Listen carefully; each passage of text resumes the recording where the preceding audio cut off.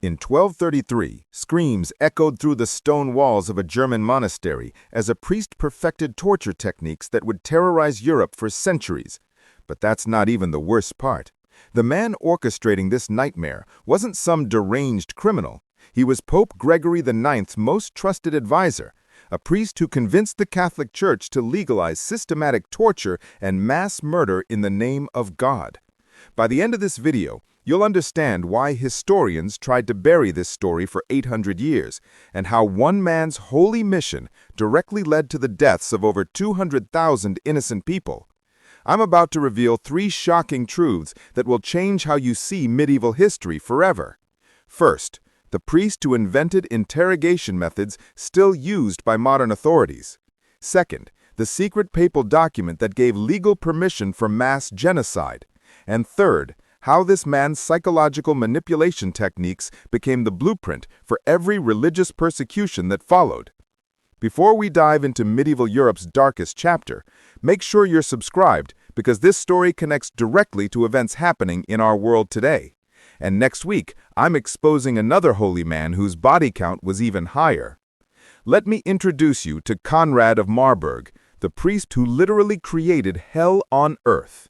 To understand how one priest could orchestrate such horror, you need to grasp the absolute power of the 12th century Catholic Church.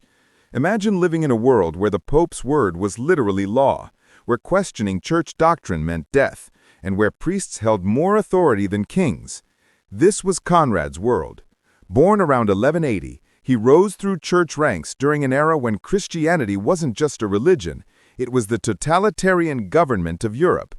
The church controlled education, law, medicine, and even who could marry whom. But here's what makes this story so terrifying. Conrad didn't start as a monster. Historical records show he began as a genuinely devout priest known for his scholarship and dedication to helping the poor. So what transformed this man of God into history's most efficient killer? The answer lies in a single word that would reshape Western civilization forever: heresy. You see, the church was facing its first real challenge in centuries. New religious movements were spreading across Europe, questioning papal authority and offering alternative interpretations of Christianity. The church's response wasn't debate or discussion, it was extermination. And they needed someone brilliant, ruthless, and completely loyal to lead this campaign, someone who could turn persecution into a science. Conrad of Marburg wasn't just chosen for this role, he volunteered for it. He saw these heretics as a cancer that needed to be cut out of Christian society, and he was willing to become the surgeon. But here's what nobody tells you about Conrad's rise to power. His methods were so effective, so psychologically devastating, that they created a template for systematic oppression that's still being used today. Don't click away yet, because what I'm about to show you reveals exactly how one man convinced the most powerful institution in the world to authorize genocide. Picture this. It's 1227, and Conrad of Marburg walks into the papal palace with a proposal that will change history forever.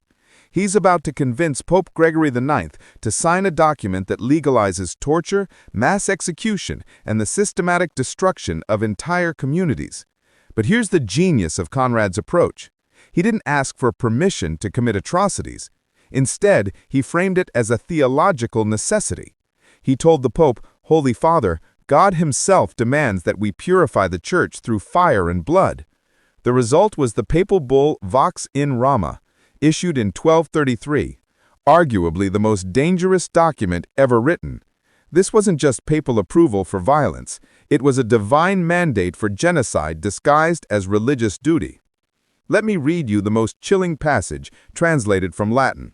"We authorize our beloved Conrad to investigate, prosecute, and eliminate the pestilence of heresy by any means necessary for the glory of God and the purification of his church." Think about those words. Any means necessary.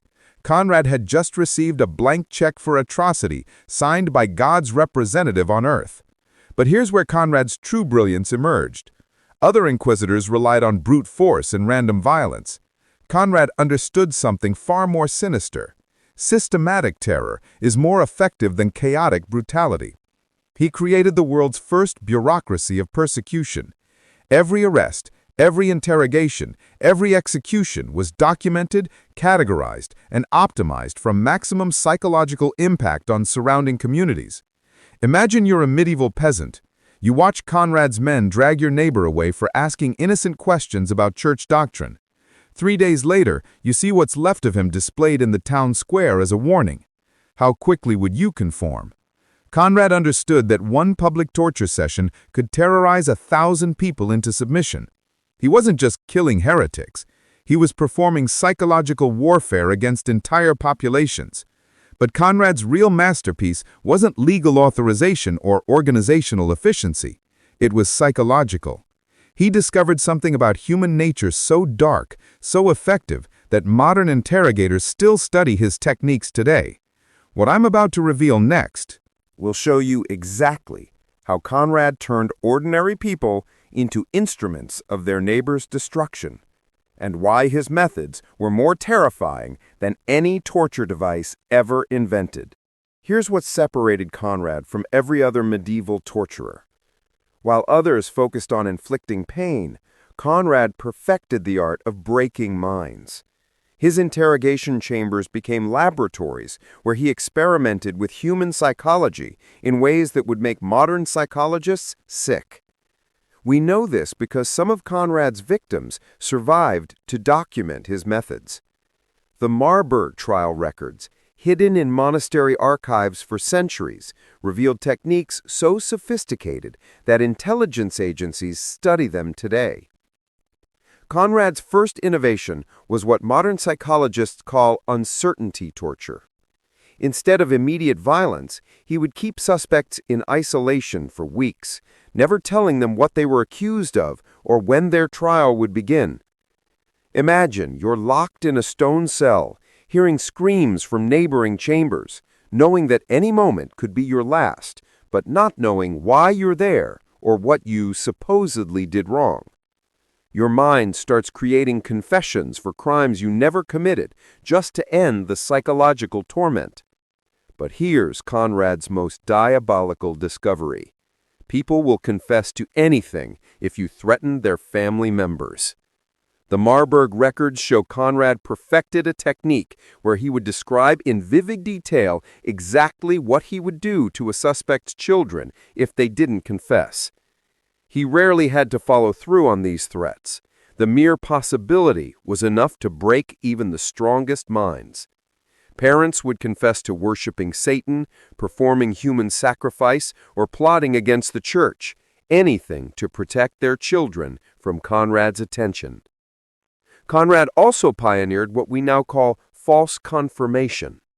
His scribes would record confessions that suspects never actually made, adding details about supposed accomplices and secret meetings. Each fabricated confession became evidence to arrest more victims. This created a self-perpetuating cycle of terror. Each tortured confession provided names for new arrests, which led to new confessions, which led to more arrests. Conrad had invented the world's first persecution pyramid scheme. But here's the most chilling part. Conrad documented everything. His meticulous records show he viewed each interrogation as a scientific experiment, carefully noting which psychological pressures worked fastest on different types of people. These techniques were just the beginning, because Conrad realized that psychological torture, while effective, was still limited to individual victims. His next innovation would allow him to terrorize entire communities simultaneously, creating a machine of persecution so efficient it would operate itself. What I'm about to reveal shows you how Conrad turned neighbors against neighbors, creating a surveillance state that made the Gestapo look amateur. Conrad's most terrifying innovation wasn't torture. It was turning entire communities into surveillance networks that policed themselves.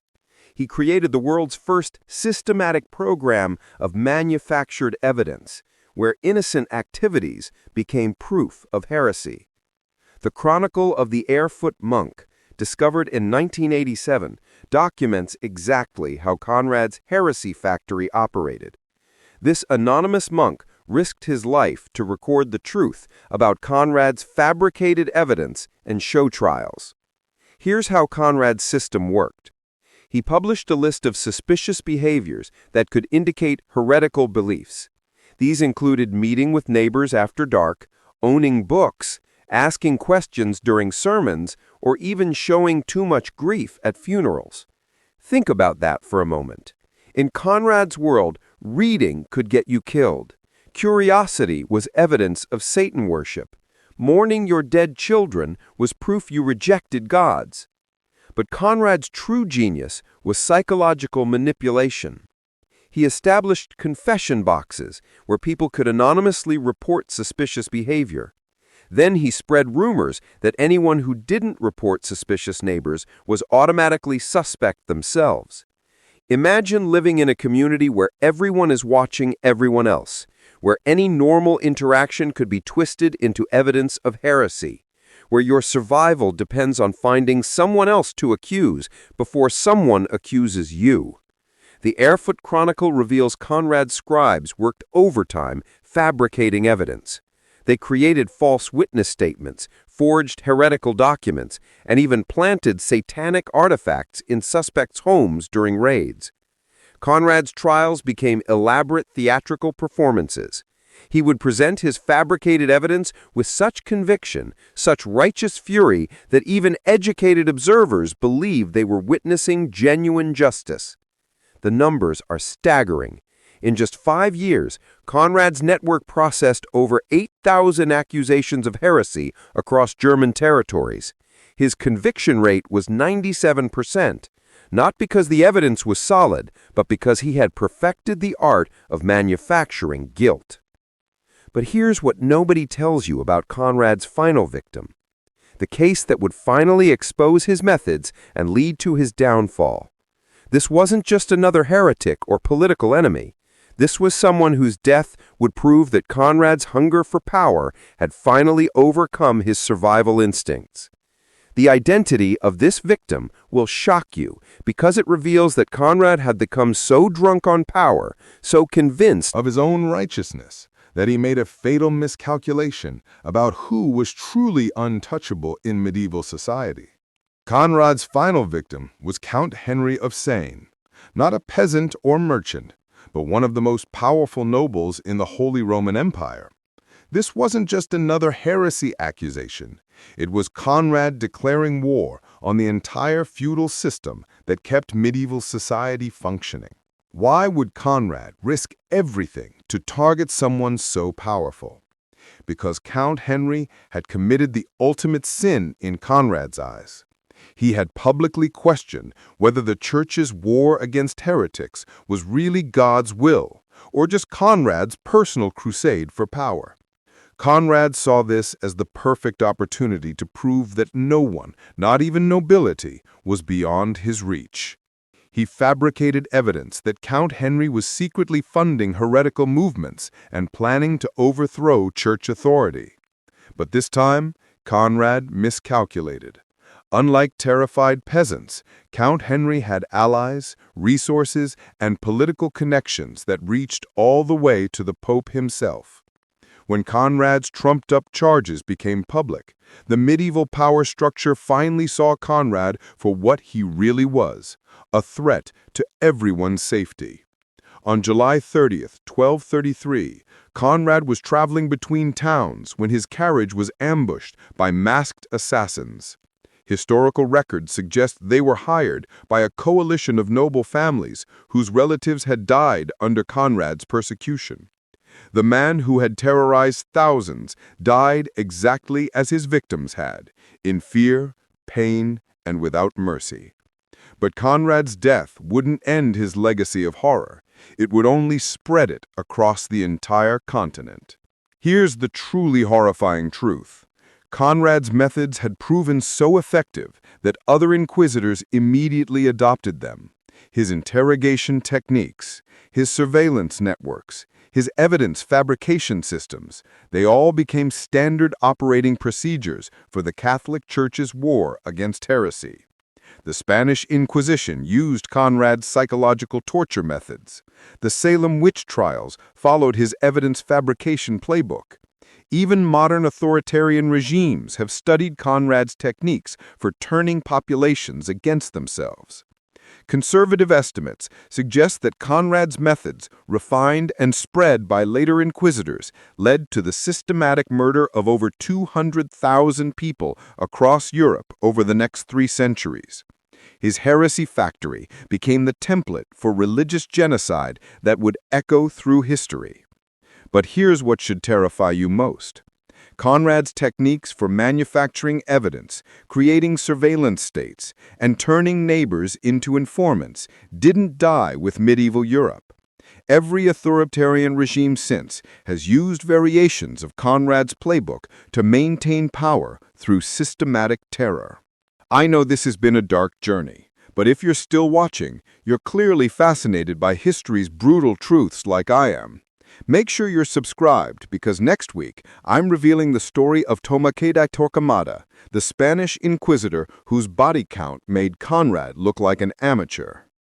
So what can we learn from Conrad of Marburg's reign of terror?